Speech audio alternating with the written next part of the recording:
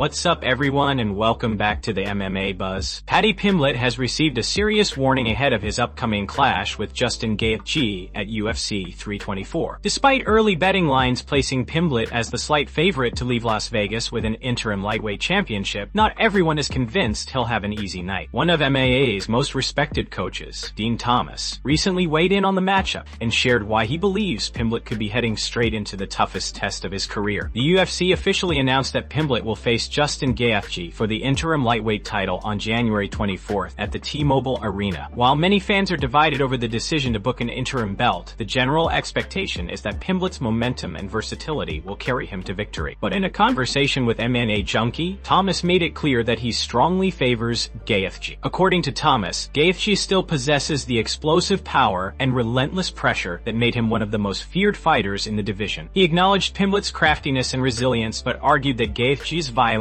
tempo, and ability to overwhelm opponents will eventually force Pimblett into exchanges he may not survive. Thomas pointed out that Max Holloway succeeded against Gaethje because he was willing to sit down on his punches and engage in a firefight, something Thomas is uncertain Pimblett can replicate. Furthermore, Thomas expressed doubt that Pimblett will be able to take Gaethje down or control him on the ground. He believes the punishment Gaethje dishes out may simply be too much for the rising lightweight to handle. While Gaethje, now 37, may be past his athletic peak, he remains a lethal striker who has defeated top-tier competitors such as Rafael Fayez and Dustin Poirier within the last 2 years. However, Thomas did acknowledge that if Pimblett were to challenge anyone for a title right now, Gaethje might be his best opportunity. Compared to elite contenders like Ilia Topuria or Tsarukyan, both young, dangerous, and on upward trajectories, Gaethje represents a more favorable stylistic matchup. Even so, Thomas predicts that Gaethje's experience and power could crush Pimblett's championship dreams. Subscribe to our channel and hit the bell icon for latest MMA updates. Move on to another news. Tsarukyan has made headlines once again, this time by offering his support to Justin Gaethje ahead of Gaethje's upcoming showdown with Paddy Pimblett. In a recent interview with ESPN, Tsarukyan didn't hold back his thoughts about Pimblett, delivering one of his most direct and brutal assessments yet. During the interview, Tsarukyan stated that if he ever faced Pimblett inside the octagon, he wouldn't waste time chasing a submission. Instead, he claimed he would dominate Pimblett purely through ground and pound, using relentless elbows until the fight was stopped. According to him, the UFC is strategically giving Pimblett easier matchups to protect him from more dangerous contenders. Tsarukyan argued that the promotion knows Pimblett would lose to elite fighters like Ilia Topuria, which is why they steer him toward favorable stylistic pairings. Tsarukyan expressed frustration that real fighters, like himself, have to sit back and wait while Pimblett receives what he considers soft opportunities. He made it clear that in his view, Pimblett would not survive against a high-level grappler with powerful top control. Tsarukyan insisted he would not even attempt a choke or submission. Instead, he would inflict non-stop damage until Pimblett's face was, in his words, bleeding all day and all night. What surprised fans most was Tsarukyan's offer to help Justin Gaethje prepare for the fight. With complete sincerity, he told Gaethje that if he needed any assistance, he would personally fly out to train with him. Tsarukyan emphasized that he genuinely wants Gaethje to win, openly admitting his dislike for Pimblett and expressing hope that Gaethje puts an end to the hype once and for all. Tsarukyan's comments add even more intensity to an already heated storyline within the lightweight division. With Gaethje set to face Pimblett in one of the most talked about interim title matchups, the added support from a top contender like Tsarukyan highlights just how divided the fighter community is when it comes to Pimblett's rise. Whether Gaethje accepts the offer remains to be seen, but one thing is certain, Tsarukyan is making it clear that he wants Pimblett exposed and the division's hierarchy restored. Move on to another news. Rumors of a blockbuster rematch between Max Holloway and Charles Oliveira for UFC 324 have exploded in recent weeks, and a sudden slip-up from the UFC Brazil's social media team has only intensified the speculation. Fans have been buzzing ever since Oliveira submitted Matheus Gamrot in October and immediately called for a BMF title fight against Holloway. The former featherweight champion publicly welcomed the challenge, but until now, no official announcement had surfaced. That changed when the UFC Brazil X account unexpectedly posted that Oliveira and Holloway would be fighting in January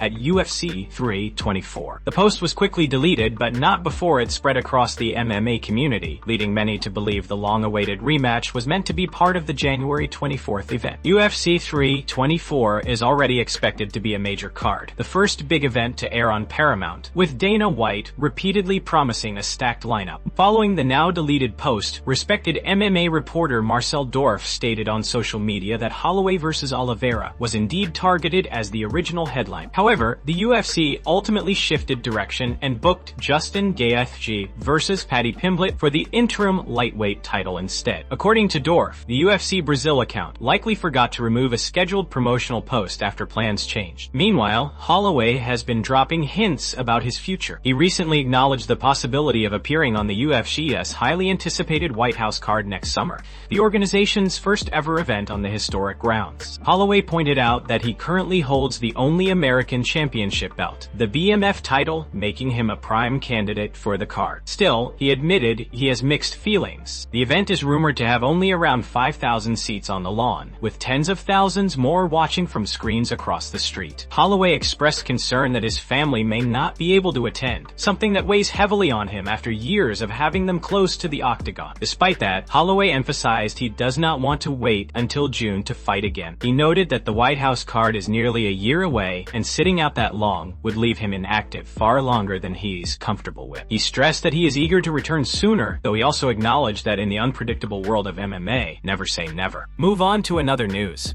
Tom Aspinall has shared deeply concerning news regarding his health, following the controversial eye pokes he suffered during his recent fight. After days of speculation and growing backlash online, Aspinall has now officially released his medical reports, giving fans a clearer understanding of the severity of his injuries. Posting on Instagram, Aspinall publicly called out Cyril Gain and included detailed medical documentation from multiple CT and MRI scans. The findings paint a troubling picture. According to the reports, Aspinall sustained significant bilateral ocular trauma, meaning both of his eyes were injured during the bout. This alone is a serious condition, but the medical report listed several additional complications. Among the injuries noted were orbital soft tissue trauma and disruptions to the superior oblique tendon pulley mechanism, area of the eye critical for proper movement and stability. Aspinall is also dealing with persistent diplopia, commonly known as double vision, which can be extremely debilitating for a fighter whose career depends on timing, accuracy, and spatial awareness. The scans also revealed a minimally displaced fracture of the right medial orbital wall, further confirming the extent of the damage. These injuries explain why Aspinall immediately expressed concern following the incident, as trauma of this nature can take months to heal and may require specialized treatment. While he didn't provide a timeline for his return to the octagon, Aspinall reassured fans that he will keep the MMA community updated as he navigates the recovery process. Despite the unfortunate circumstances, Aspinall remains hopeful that he and Gain will eventually meet again under fairer conditions. Fans around the world have expressed support and wished him a full and speedy recovery, recognizing the difficult road ahead. For now, Aspinall's focus is strictly on healing, regaining full vision, and ensuring he can return to peak form when the time is right. Move on to another news. Michael Chandler has officially pitched a bold idea. He wants his long-awaited fight against Conor McGregor to take place at the historic UFC event planned for the White House. With McGregor strongly campaigning for a spot on the card and announcing he is back in training, Chandler believes the timing is perfect for their long-delayed showdown. Ever since the UFC confirmed its intention to host an event on the White House lawn next year, McGregor has been pushing hard to secure his place. Despite having no official confirmation from the UFC, the former two-division champion has teased that he is preparing for a return. For Chandler, this presents an opportunity to revive the matchup that was originally scheduled for 2024 before McGregor withdrew to a broken toe. Speaking with MMA Fighting, Chandler not only called for the fight, but expressed a clear desire to dominate McGregor in front of one of the most iconic backdrops in sports history. He explained that he envisions a performance where he systematically breaks McGregor down and earns a victory while draped in the American flag on the White House lawn. Chandler said he has been visualizing the moment since the day the event was announced, and he fully believes it can become a reality. The 39-year-old lightweight contender also floated the idea of creating a special White House belt exclusively for the event. He emphasized that months ago, the idea of a fight at the White House seemed impossible. Yet now it is officially happening, proof that nothing is off the table. Even if no championship is involved, Chandler said that competing in front of the president and making history on the White House grounds would be a dream come true. Whether the UFC will consider adding McGregor to the card remains to be seen. The Irish superstar has not fought in more than 4 years, and questions remain about his readiness and ideal matchup. Still, a fight between McGregor and Chandler may be the most compelling option available, possibly even a fitting final chapter for both fighters. As discussions continue, fans are now watching closely to see whether Chandler's pitch gains traction and whether the long-anticipated matchup will finally materialize on one of the most memorable stages the sport has ever seen. Move on to another news. A new viral video has once again put Alex Pereira's devastating knockout power on full display. Although the UFC light heavyweight champion has not yet been booked for his next fight, Pereira is clearly staying sharp, and the evidence is a clip that shows him knocking out a sparring partner with his signature left hook. Since reclaiming the UFC light heavyweight title in October with a quick finish over Megum Dankalaev, the MMA world has been buzzing about who Pereira might face next.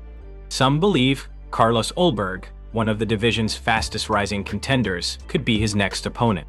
Others are captivated by Pereira's call for a super fight against heavyweight King John Jones. But the newly surfaced footage has shifted the discussion back to what has always defined Pereira: raw, frightening power.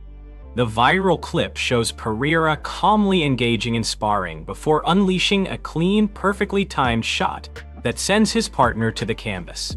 Spectators can be heard reacting in shock, though many also acknowledge that this is simply what happens when someone steps in front of Pereira's punches.